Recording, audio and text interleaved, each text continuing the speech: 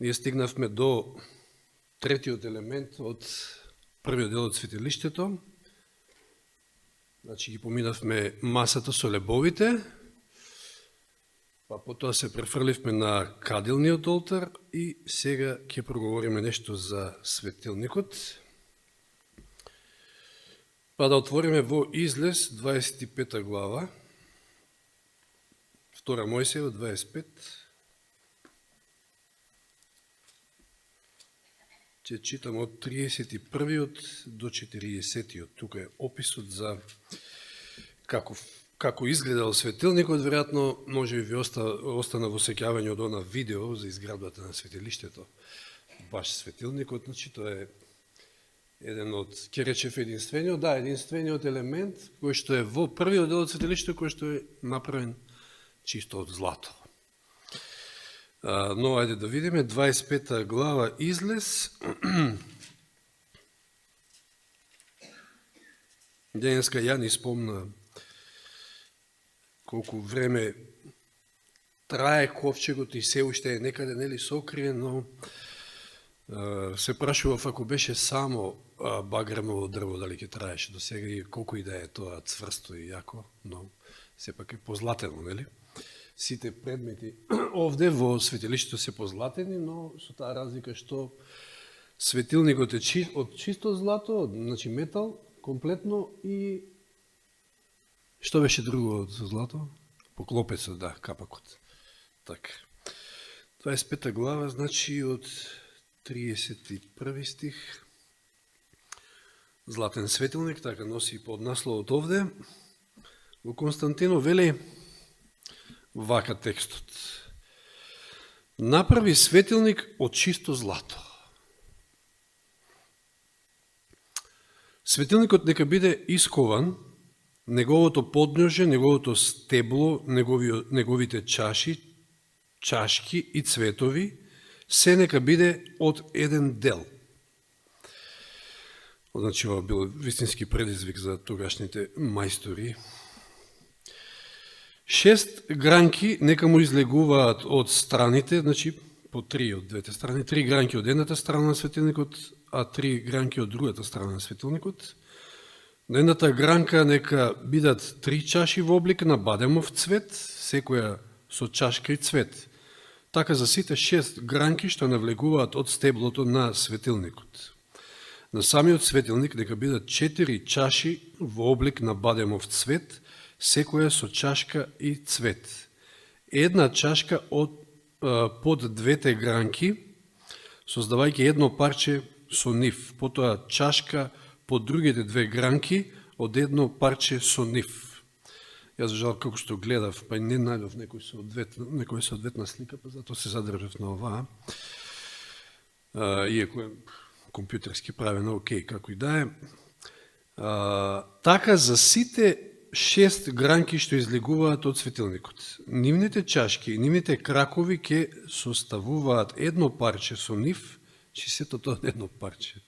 Замисли си, ова била потребна, че наистина голема умешност да се изработи.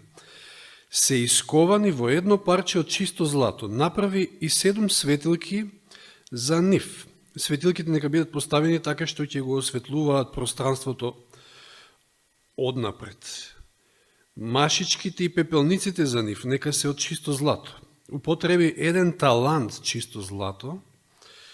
Еве ни се кажува, значи, тежината на златото за светилникот и за сиот негов прибор. Значи, вкупно светилникот и приборот што бил потребен, 1 талант. Или во превод, ова било оној свет талант, така наречен, 54 килограми некаде во просек тоа доаѓа. Злато. Или, не знам за тогаш, меѓутоа направив некоја пресметка, не верувам дека тоа било баш оноа 24 каратно злато, не знам, не верувам дека може ли они тоа да го добијат тогаш, како и да е, но чисто злато, ајде, нека биде некаде во просек, знаете ли колку кошта тоа? 54 килограми злато. Денеска, според цената на 1 килограм, ајде, еве ќе читам податок за 24 каратно злато, е околу 125.000 евра, 1 килограм. Значи, 6,7 милиони евра во денешна вредност. Вредноста на тоа парче злато, значи светилникот. Цело богатство. Машичките и пепелниците за нив нека бидат чисто злато. Значи употреби еден талант чисто злато за светилникот и за сиот негов прибор. Внимавај, направи ги според образецот што ти беше покажан нагоре. Се едноставно морало да биде прецизно исковано и направено. Видите, доста сложен, како што го гледаме целиот опис, сите оние цветови, бадемови, па чашки, па и така натаму. Значи, едно вредно парче на мебел, највредното веројатно заедно со ковчегот. Но се сеќавате ли што кажавме таму на почетокот, кога влеговме во првиот дел од светилиштето? Лебовите, што беа лебовите? Масата со лебовите, што символизира? Божјата реч, зборувавме тогаш, неколку теми имавме за Божјата реч, или храната во физичка смисла. Каделниот олтар, молитвите ги символизира, или дишењето во физичка смисла, што би символизирал светилникот? Мола? Светлина? Како? Светиот дух. Добро, во ред, тука е вклучен Светиот дух, тоа е маслото, кое што постојано морало да биде присно за да се одржава. Значи, светилиштето внатре немало прозорци никакви, единствена светлина која што ја добивала била баш од светилникот, затоа и служил, значи да го осветли целиот тој простор и постојано морал да свети, да се одржува. Арон со свештеници, со просвещениците, да. Да, сведочењето или во физичка смисла, физичката активност. Значи, храната, дишењето, физичката активност. Неопходни. Како за физичкиот живот, така и за ја денеска открив една тајна пред Рајна. Сакав да ја сочувам до крај, додека не го видите интервјуто. Се надевам во некој наредно време, поскоро ќе биде интервју со еден наш доктор, меѓутоа веќе кога ја открив пред неја ќе ви кажам и на вас, со еден наш доктор, кој што е се уште доктор, работи како доктор и професор на Лома Линда и е моментално 102 години. Во интервјуто е на 99, односно 100-тата веќе навлегува, интервју со Даг Бачелор прават, половина час. Човекот е неверојатен, значи се уште вози кола, му ставиле, мислам, вештачки леки, окей, имал катаракта, тоа го средиле, меѓутоа се уште вози кола, се уште активен и неверојатно бистар ум и неверојатни убави совети, ќе каже во самото интервју, па баш конкретно за средовечните луѓе, како што вели тој, го прашуваат на почетокот што е според тебе најважното, значи, од сите здравствени принципи. Тој почна со вежбите, физичката активност. Како најважна, ако сакате и да бидете долговечни, да го одржите и здравието, човекот нормално алудираше на практични вежби, бавча, мислам такви некои активности, но секако тука спаѓаат и сите други физички активности, што може да ви дојде на памет. Пешачењето, нормално тој го спомна, како што го спомнува Елен Вајт. Јас сум благословен во последно време, фала му на Бога. Не ни очекував такво нешто, ама многу убаво ми дојде, а од пред 10 дена, може и повеќе, од професорот Љупчо и Цеце добив велосипед статичен. И така да... Неверојатно, значи колку ми помага, затоа што тоа е баш конкретно за мене, за зглобовите, за колената и практикува, може би не секој утро, ама кога сме веќе всякакви физичките вежби, затоа што ја спаѓам во средовечните, полека и вие сте тука некаде, значи, како кажуваше овој Шафенберг, така некој беше, доктор Џон Шафенберг, ако не се лажам, може има некој германско потекло, не знам, од 40 до 70, тука е средовечност. И, што сега да кажам, да, 20 на минути наутро Значи, брзо вртање на велосипедот, скоро цели 20 минути, исто темпо, со после тоа околу 40 минути вртање кругови во дворот, пешачење, и си велам сега, имам таква кондиција, луѓе, што, не знам, може да ме повикаат и на светско првенство слободно. Како најстар тамо, веројатно. После Меси и Роналдо, односно Роналдо е најстар, па Меси, така некој ќе му дојде.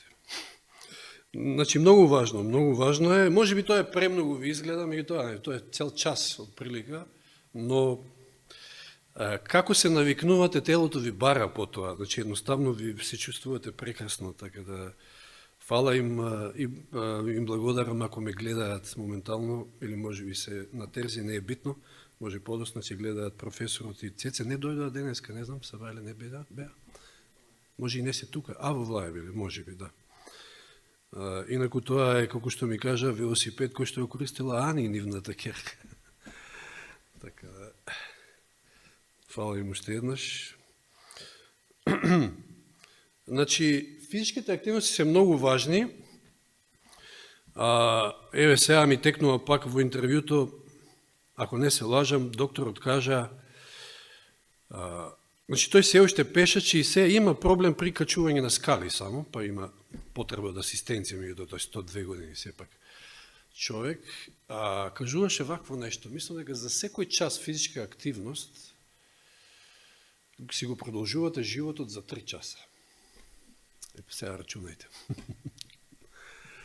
Тој од своje лично искуство го кажува, така да јас верувам во такво нешто. Значи, покрај исхраната, покрај дишењето, чистиот воздух, секако тука е и движењето, физичката активност, било каква, меѓутоа доволно е и брзо пешачење, барем по половина час, и тоа не мора секој ден. Знаете, во брошурата што издадовме, Пол Волк вели до 4 дена во седмицата е доволно, по половина час. Во Излез сега ќе отвориме во 27 глава, 20 и 21 стих, вели натаму, овде вели во поднасловот, устав на богослужба, чисто масло за светилник. Вели натаму нареди им на израелците да ги донесуваат за осветление, да ти донесуваат за осветление, се извинувам, чисто масло од истолчени маслинки, за да гори светилото постојано. Ево, постојано. Ото вели Арон и неговите синови нека го поставуваат во шаторот на средбата надвор од завесата што го засолнува сведоштвото, за да гори пред Господа од вечер до утро, да не бе буни, постојано е онај што е важно, и Елен Вајт исто го кажува и во други стихови стои. Нека е тоа неотповиклива наредба за израелските поколенија, или исто слични стихови наоѓаме во Левит, Левитската книга, или 3 Мојсеева, во 24 глава од 1 до 4. Господ му рече на Мојсија, 24 глава Левит од 1 до 4, че Господ му вели на Мојсија, нареди им на израелевите синови да ти донесат чисто масло од истолчени маслинки за светлина, за да гори светилникот непрекратно. Арон нека го подготвува секојаш пред Господа од вечер до утро во шаторот на средбата пред завесата на сведоштвото. Ова е вечен закон за вашите поколенија. Арон нека ги одржува непрекратно светилките на чист светилник пред Господа. Знаеме дека самата светлина повторно алудира и асоцира на Исуса Христа и како и секој елемент во светилиштето.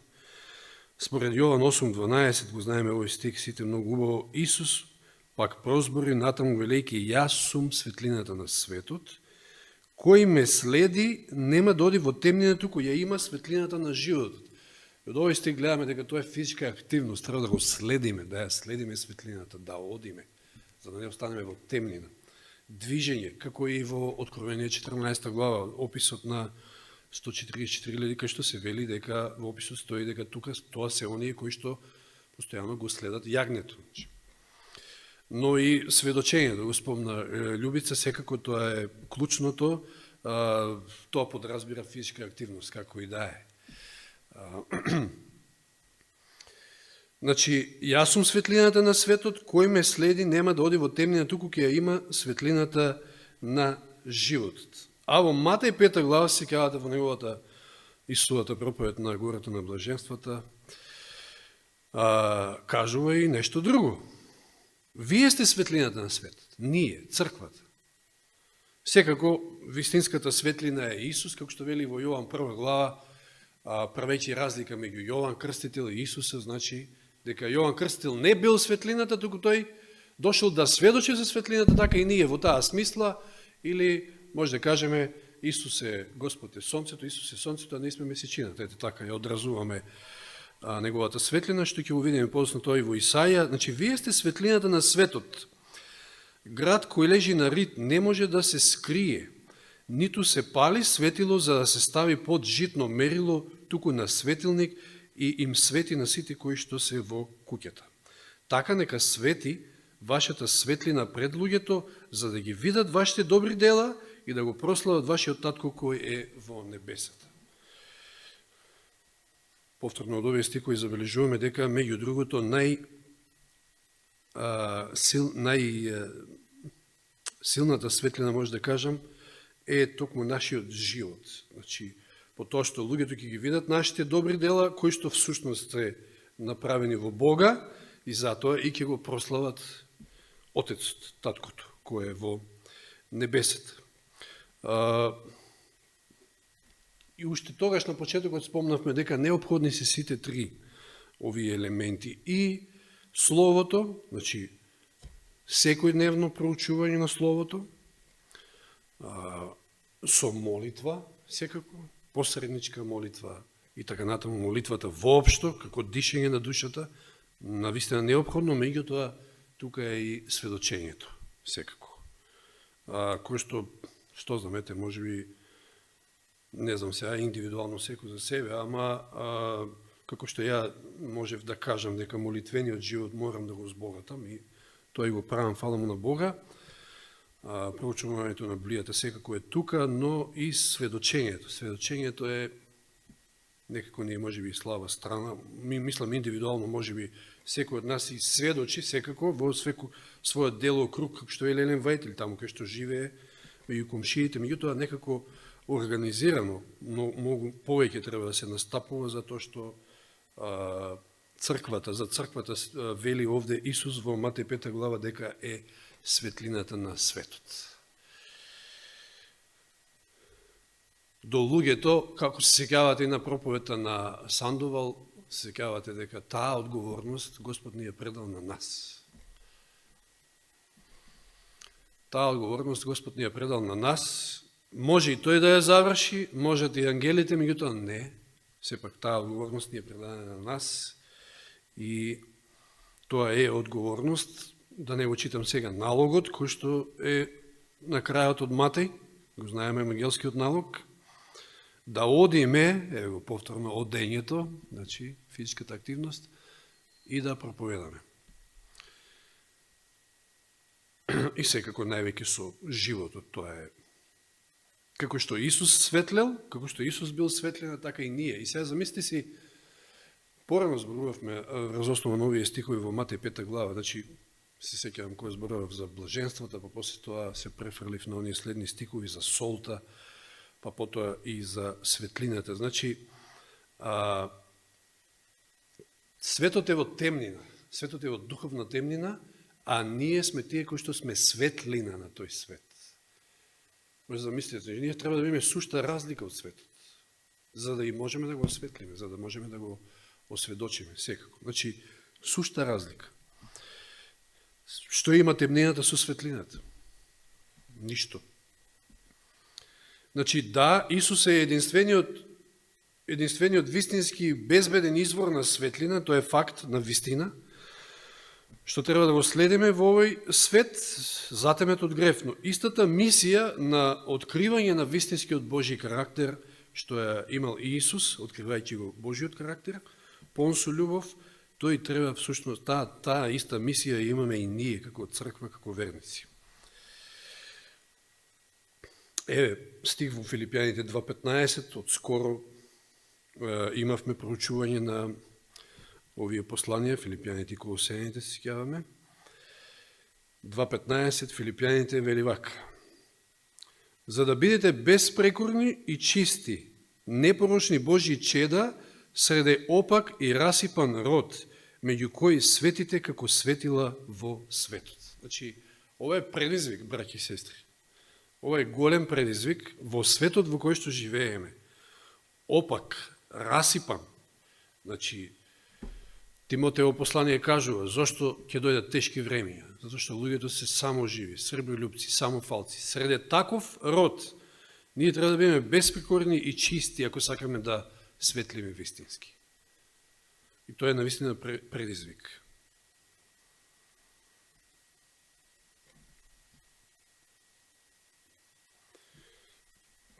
Втора Коринјаните 6:14. Не впрегнувајте се во нееднаков јарем со неверниците, зашто што има правдата заедничко со беззаконието? Или какво заедништво има светлината со темнината? Тоа што претходно го спомнам. Значи, нема ништо. Темнината е отсуство на светлина. И сега, ако наша заложба, наша желба е да го убрзаме Христовото дање, тоа ще треба да светливе. Колко што тоа стои до нас секако. Но имам впечаток и самиот за себе зборувам прво, значи дека треба многу повеќе да се заложиме во таа страна. Еве во Јован 3 глава, познати стихови, исто од 19 до 21, Јован 3 глава. Судот се состои во ова: светлината дојде во светот, се мисли на Исуса, а луѓето ја засакаат темнината повеќе од светлината, зашто делата им беа зли. Зашто секој кој прави зло ја мрази светлината и не оди кон светлината, за да не бидат откриени неговите дела, затоа што светлината ги открива. А кој ја извршува вистината, оди кон светлината, за да се видат неговите дела, бидејќи се извршени во Бога. Еве што еднаш порано, погоре тоа што го видовме, светлете, за да кога луѓето ќе ги видат вашите дела, го прослават вашиот Отец небесен, зашто? Затоа што тие дела се извршени во Бога. Тоа се тие добри дела.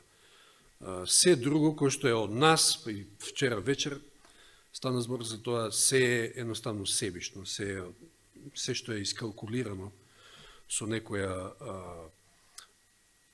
однапред предодредена можеби добивка, корист, било што, е едноставно извалкано со себишност, со грев, и тоа се наши дела. Добрите дела, делата направени во Бога, тоа е она што му треба на овој свет, за да светот познае дека сме негови, значи дека и ние сме репрезенти на таа светлина. И тогаш, како што вели во Исаија, сега да отвориме на брзина во Исаија 6 глава, познати стихови, од 1 до 4 ќе читам. Еве што се случува тогаш. Тогаш доаѓа и вистинскиот ефект, вистинските резултати. Стани, засвети, зашто твојата светлина доаѓа, над тебе блеска Господовата слава. Значи, еве како светлиме ние. Господовата слава светли над нас, но всушност тоа е одразот на Божиот лик, Божиот карактер во нас. Така и ќе биде осветлена земјата, 18 глава, Откровение, 1 стих, на крајот, со троангелската вест, пред се преку нашиот живот. А еве, темнината ја покрива земјата и мракот народите, како што посебно и денес случај, како што и било и во Христово време. Живееме на крајот на историјата и навистина темнината станува се поголема. Отворете секој ден, ќе видите вестите какви се. Ја не можам да се начудам, мислам дека за жал откако се самоуби на мајката, каде беше тука негде во близина, со детето, и откако нешто сменија, пошто кај нас е све така по смрт болест, што викаме, донесуваат закони и сега читате само да видите дека дневно има по 10 пријави за семејно насилство само. По 10 секој ден. Страшна работа. Дори деца тепаат родители, обратно, маж, жена, жена. Се, значи, хаос е едноставно. Темнина, по-голема темнина не може да биде. Значи, луѓето збеснале веќе. Не знам што се случува, меѓутоа, според мене, ја тоа го пишувам со едноставни зборови, милоста се повлекува, Светиот Дух се повлекува. Тоа е. Крај. Дури доправа ќе се видат, ќе гледаме разни сцени. Значи, еве, темнина ја покрива земјата и мракот народите, а тебе те осветлува Господ. И неговата слава се јавува над тебе. И сега, како резултат на тоа, каков ефект има тоа, кога светли Господовата слава над нас, преку нас, народите чекорат кон Твојата светлина и царевите кон исток на Твојот сјај. Подигни ги очите, обзрнуј се, сите се собираат, доаѓаат кон Тебе, Твоите синови доаѓаат оддалеку, Ти ги носат керките во преградки. Значи, ефектот е, луѓето се осведочени, луѓето се привлечени и доаѓаат. Значи, да, факт е дека треба да појдеме за тие да дојдат, а најважното од се е да светлиме, да бидеме баш онака како што вели Библијата, светлина на светот, како што овде вели, Божјата слава преку нас да засветли. А тоа е невозможно без Светиот Дух, без дејството на Светиот Дух, како што е невозможно да светли овој светилник, да тој е од чисто злато, многу вреден и така натаму, меѓутоа не може да даде светлина ако нема масло во него, како што е, читавме дека е од истолчени, од чисто масло, од истолчени маслинки. Захарија 4:1-6, познати стихови се овие, меѓутоа да се подсетиме, има време. Чисто за да видиме преку ваков речник од светилиштето,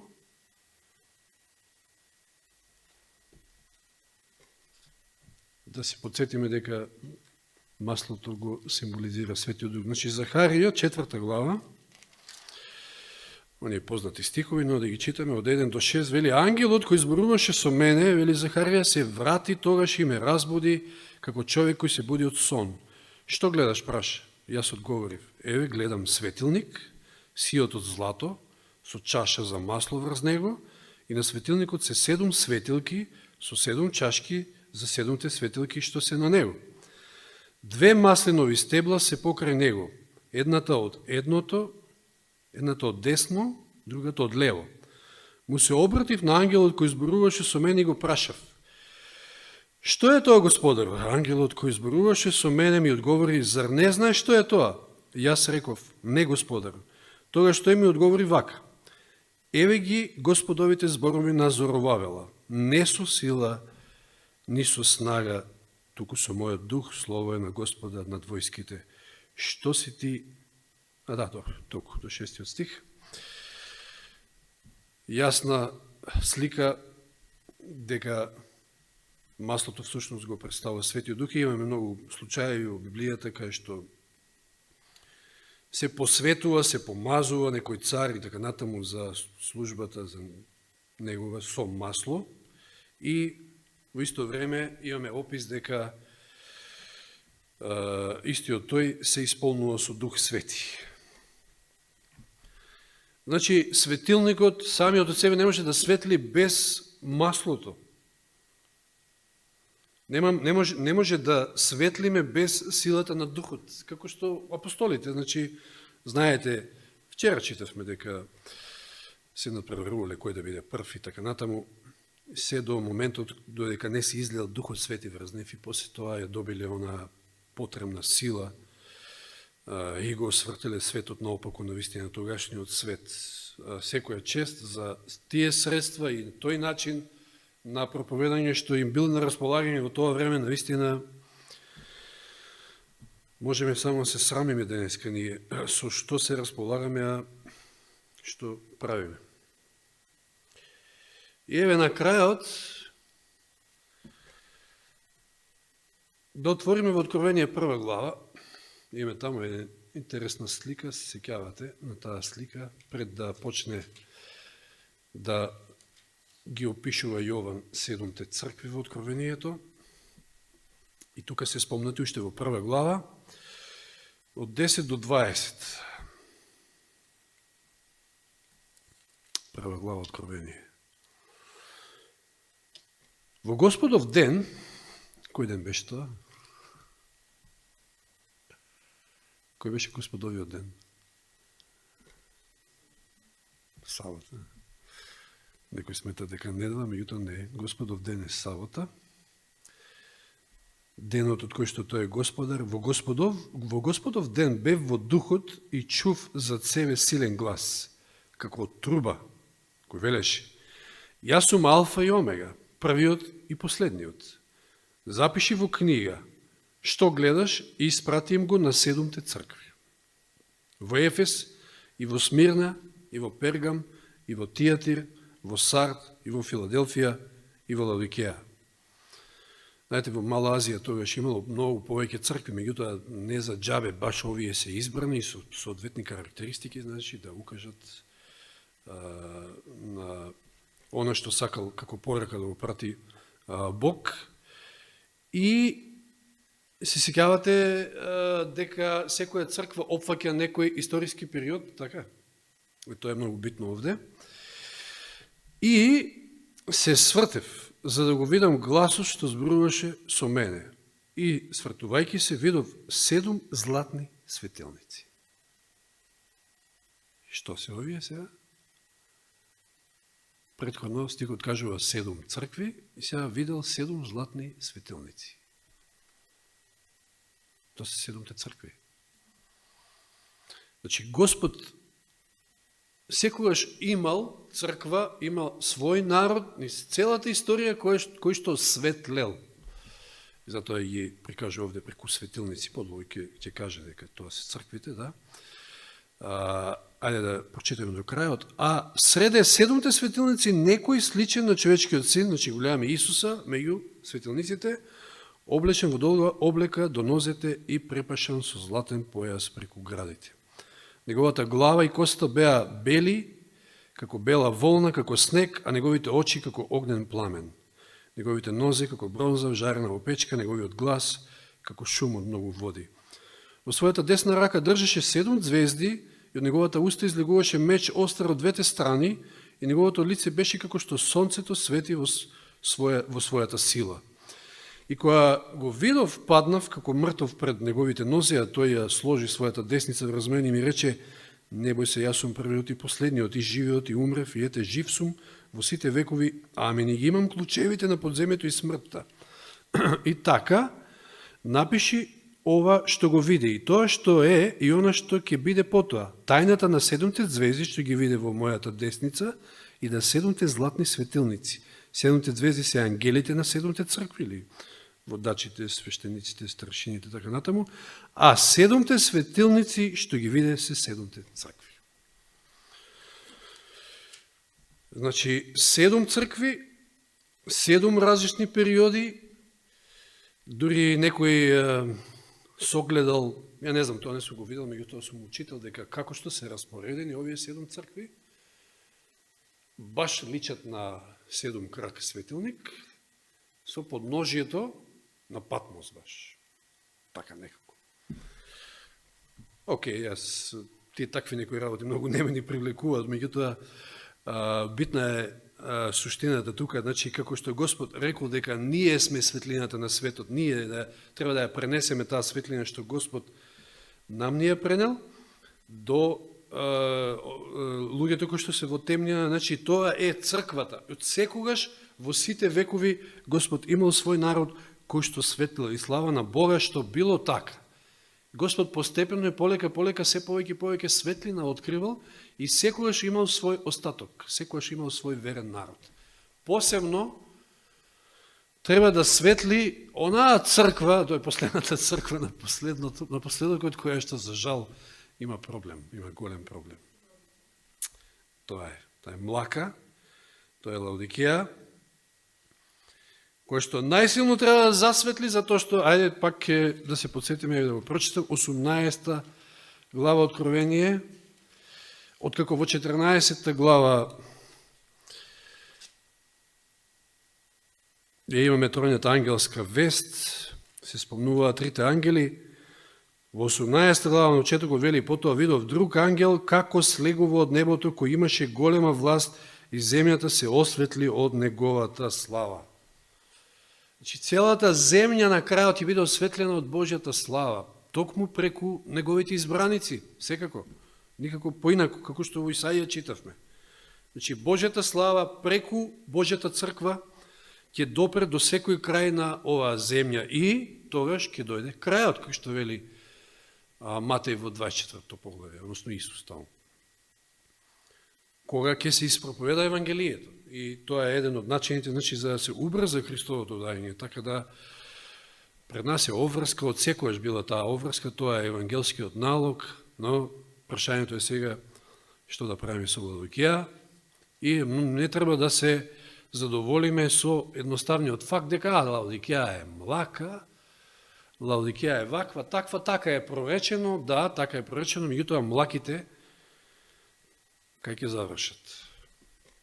Господ вели таму Исус, или верниот сведок, дека мора да станеме или вакви или такви, не млаки, затоа што ќе не изблуе од устата. Очигледно, јасно е дека таа состојба нешто не му е мила на Господа, туку му е гадна дури, му се гади од таквата состојба и навистина факт е дека треба да се молиме многу повеќе, да го бараме Духот Свети. Ова се е убаво, значи што се случува, јас имам мои размислувања и терзин и сите, се е окей. Сите нив Господ ги користи на ваков или на таков начин. На Господа му требаат различни орудија, еве и он како микробиолог, што беше така нешто, да.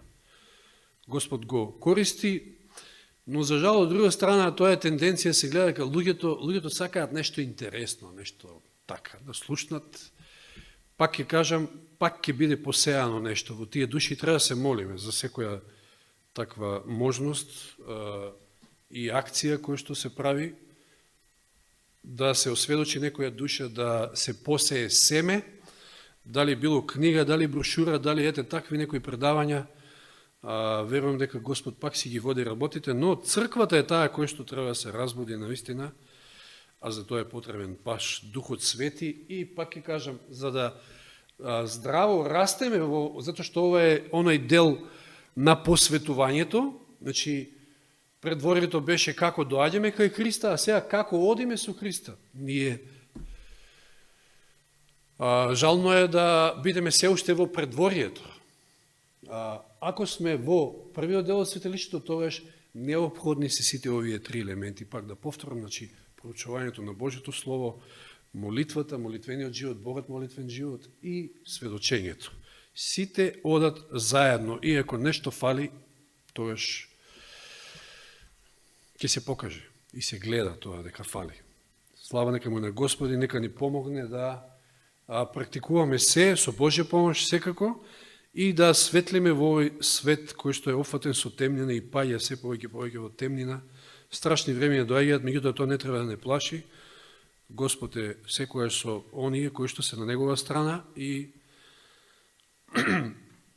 едноставно да го извршиме налогот и да го забрзаме Христовото доаѓање. А Христос не е далеку. 27 може би нема да биде, како што некои велат, меѓутоа кај да ќе биде. До тогаш, ако до сега не сме одговориле, може би соодветно на неговиот налог, Господ да ни даде сила да одговориме, како што треба во полната сила на Духот Свети. Нека му е слава нему. Амин.